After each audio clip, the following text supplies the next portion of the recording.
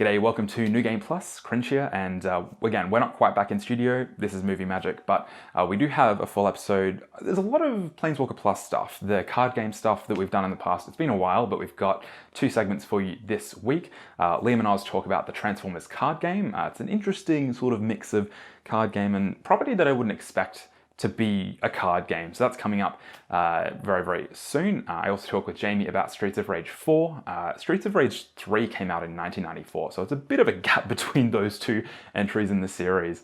And we also have Alice, Oz, and Liam talking about cubes in Magic the Gathering. So that's what's coming up in this week's episode. Let's get straight into it. Hello and welcome. Today I am joined by Oz and we're going to learn a little bit about the Transformers game. Oz, can you tell me about it?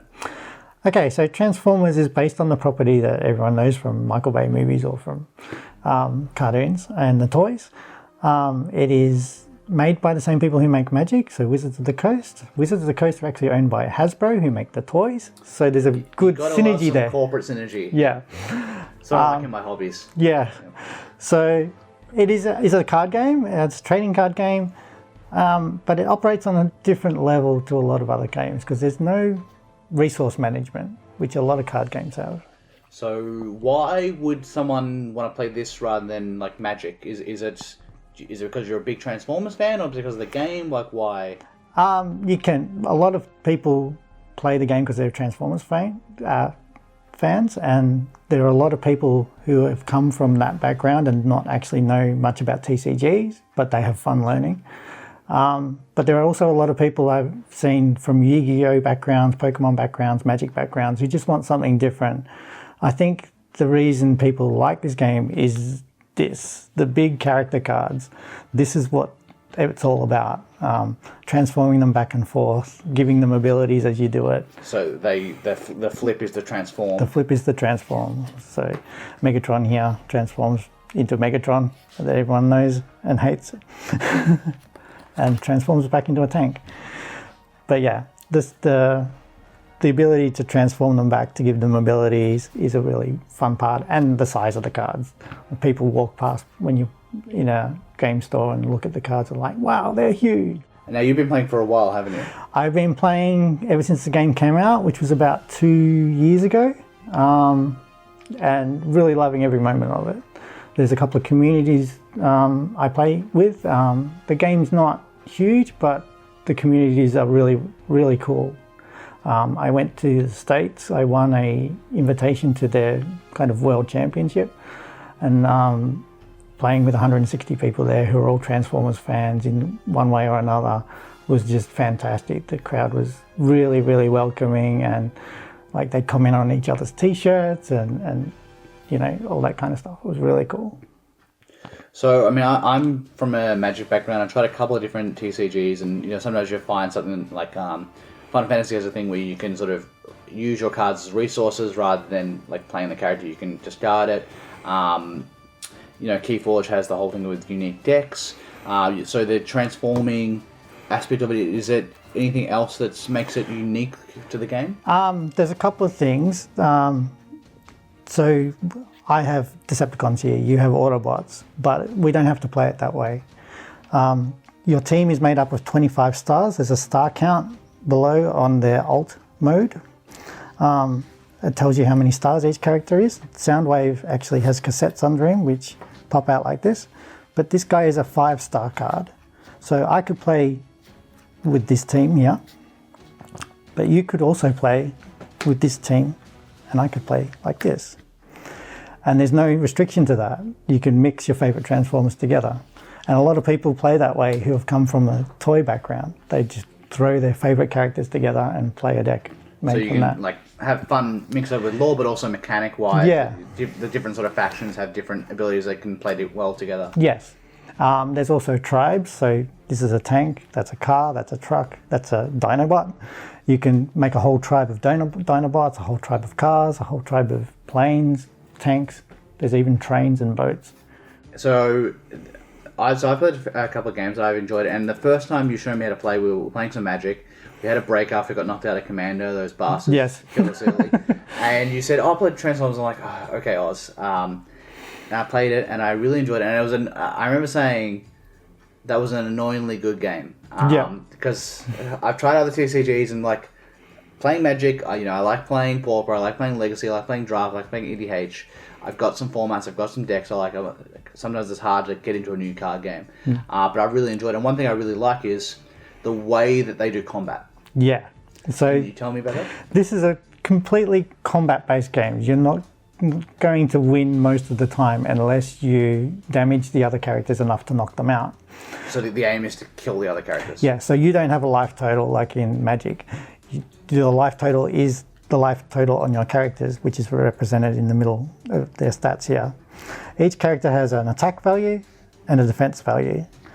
And when I attack with, say, Soundwave here, I'll attack with him.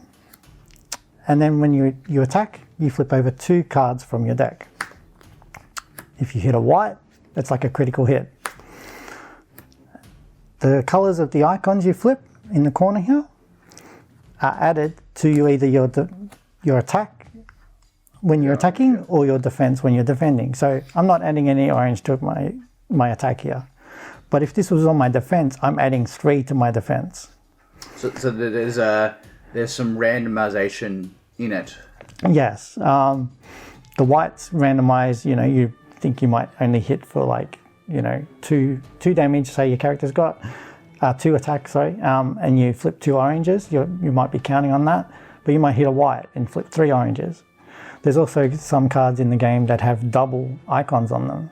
There's some with triple icons on them. So so the other thing is obviously, so you've got the actions and upgrades which you can put on your characters or your abilities. And so what I really liked is you have there's stuff that you want to play, but also stuff that you just want to flip. So you might have stuff that like, oh, this does. What's a good example? Yeah, I'm trying to find one too. Yeah, improvised shields. Yes. Which has, when you flip it over, it does 2 orange, so 2 extra attack, but it's a terrible card you wouldn't actually ever want to play. Well, it depends. If you're in generally in an all orange deck, you wouldn't want to play it. In a defensive deck with a couple of those just to get a higher attack, maybe. And there are situations late in game where it's like, okay, I just need that extra defense. So I wouldn't play this usually, but I will play this just for this last turn. I think I enjoy that there's the deck building constraint of, okay, I've got to service both the ability to do damage, but also cards I want to play. And that's something I really enjoy. Yeah, so you can... It's also a weird game too, like, you will draw 1 card a turn, but you will flip 4 before you draw another card. So a quarter of your deck, three quarters of your deck, you're not actually drawing, you're flipping. So you want that part of your deck to be as good, if not better, than the cards you're drawing. And to synergize with your characters. Yeah. So I like that too. And it's really fun when you have a character like your Grimlock, where you can play cards that pump him up with what's called bold, which lets you flip extra cards on attack, and you can pump him up so far that you flip half your deck on attack, and he just hits for 1 billion. But I can also flip 10 cards on defense. Well, Oz, thank you very much for showing us how to play. It's something I've been sort of dipping my toes into a little bit more and enjoying quite a bit. Thank you. So when we're talking about arcadey beat-em-up games, one of the first series that I think about is Streets of Rage. The original trilogy came out on Sega consoles. I think the most recent one was on the Sega Genesis. That was in 1994. That was quite a while ago, and there has been a very long period of time. Sega stopped making consoles in that period of time, actually. And this year, Streets of Rage 4 has launched, and Jamie's been playing it. Jamie, tell me about Streets of Rage 4.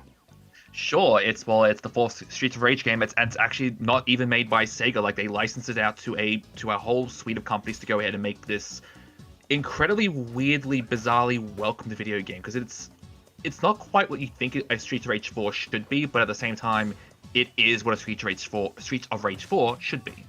So why is it not quite what you expect it to be? Like, obviously, after seeing a trilogy come out 2.5 decades ago, some things will have changed, expectations will have changed. What were you expecting going into this game?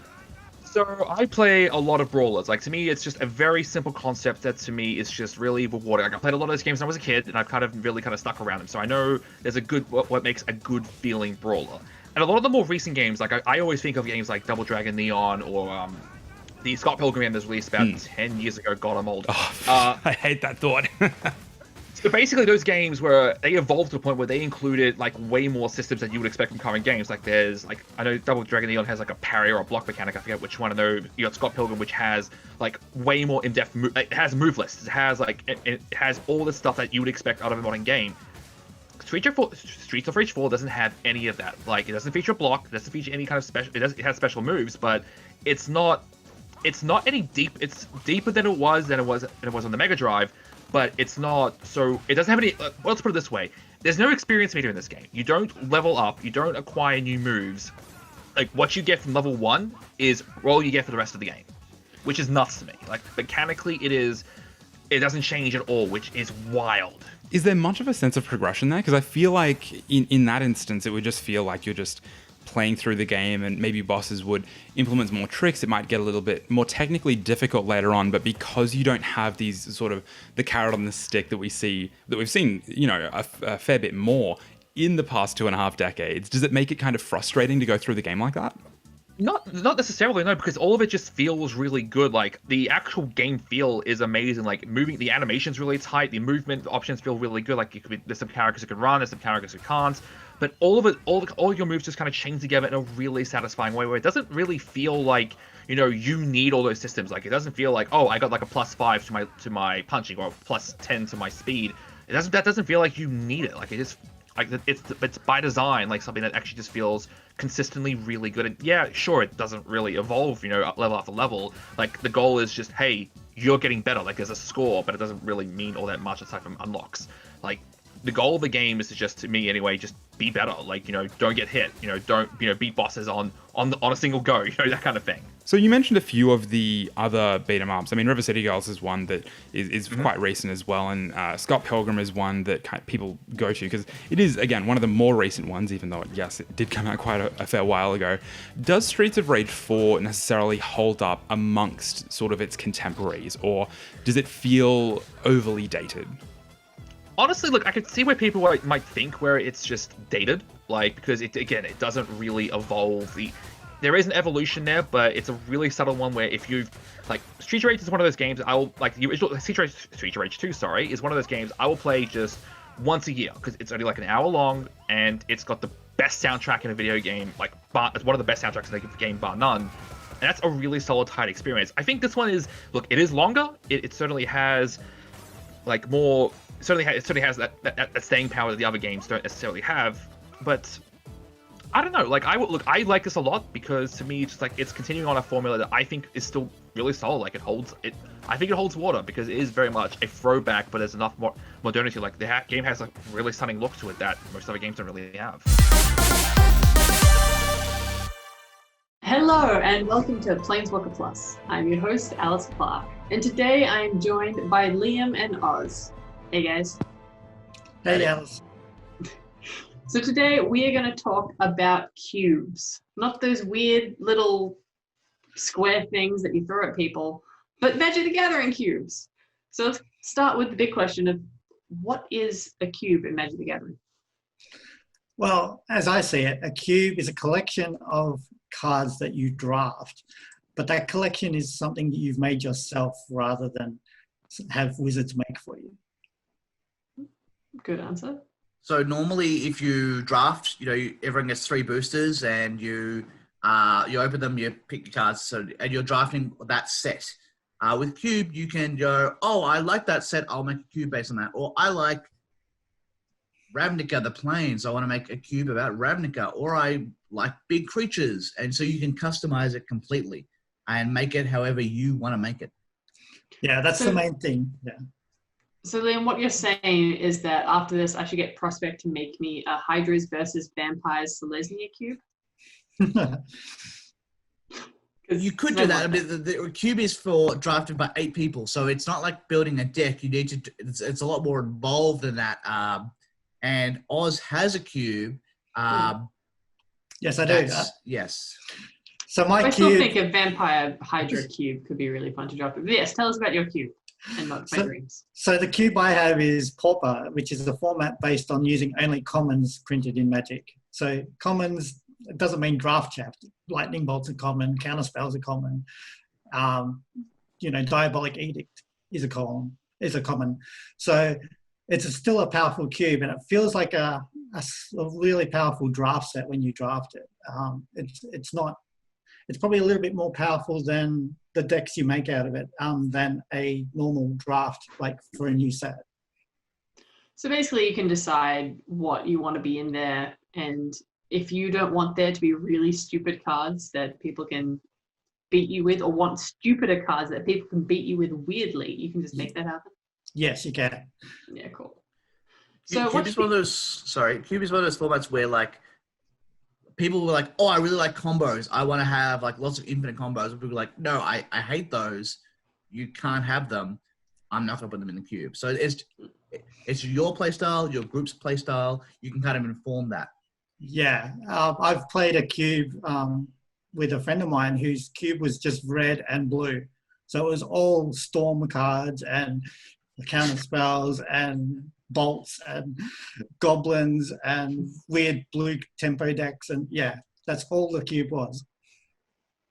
That sounds awesome. So what should people be looking for when building their cube? What are some do's and don'ts? A big thing with my cube is removal. If you put too much removal in there, nothing sticks to the board.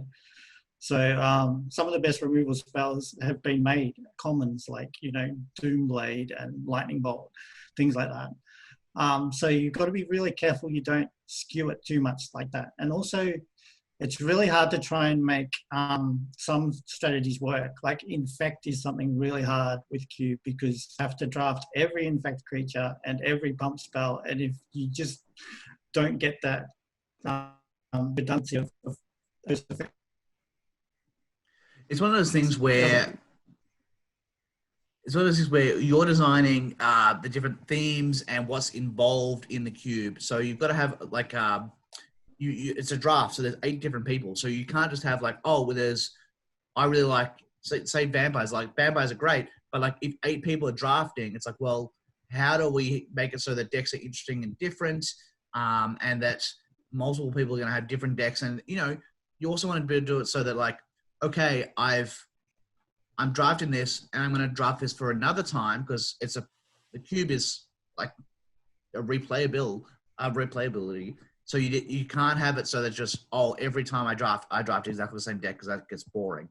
You got to try and make it so there's a lot of different themes, different decks you can draft, and make it interesting for all the players.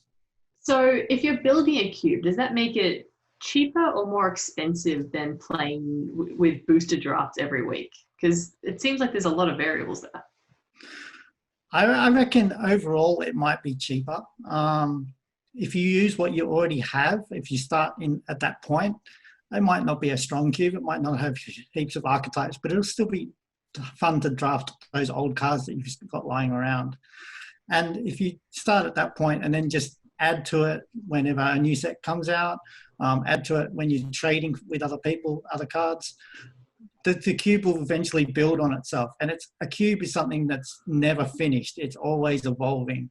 Every time there's a new set, whether it be a standard set or a commander set or an outside of those, like an internal set, it's always evolving. And whenever you trade, it's like, oh, that'd be really good in cube, or you'll find something in your draft box that looks really interesting for this thing I'm trying to do in my cube.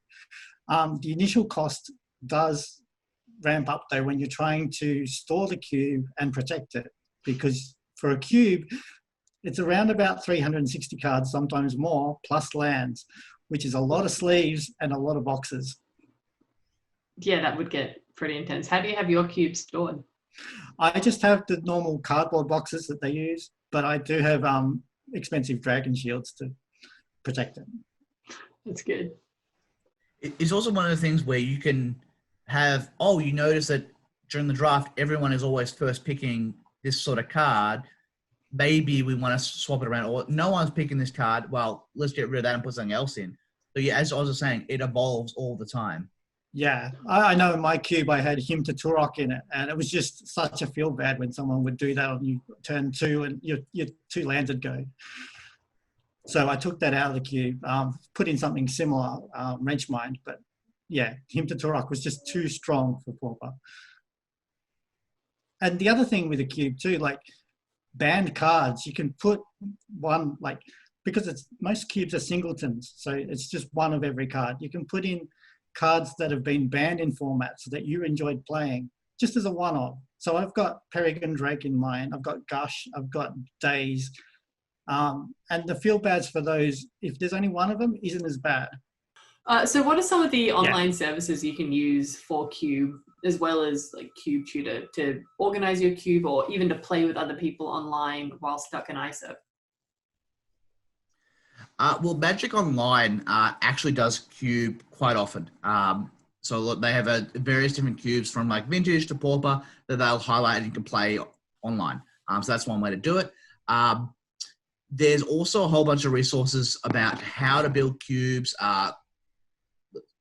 Lots of forums. The professor, who's a Magic YouTuber, does a whole bunch of videos. There's a whole bunch of resources about how to build cubes. You can ask people for advice. People can playtest your cube. There's a whole bunch of stuff online for that. That's awesome. So do you need to have real life friends to play with a cube, or is there a way to get strangers involved, or just play with 5 of your best ventriloquist dummies? So Magic Online is definitely the way to go if you don't have a group of friends you can play with in person. But I've gone to Magic events like playing Legacy, and it gets to top 8. So the people who've done the best are still playing, and everyone else is like, "Oh, we're finished for the day. Does anyone want a cube?" And you're like, "Okay, cool. Let's just randomly draft." And so you can make friends that way. There's also like communities. I know there's like I played Oz's Cube before, and that was posted in like a Facebook group. It's like, "Hey, it's this side of Melbourne, Cube fans," and someone will go, "Hey, I'm hosting this cube at this store. Come play on this day."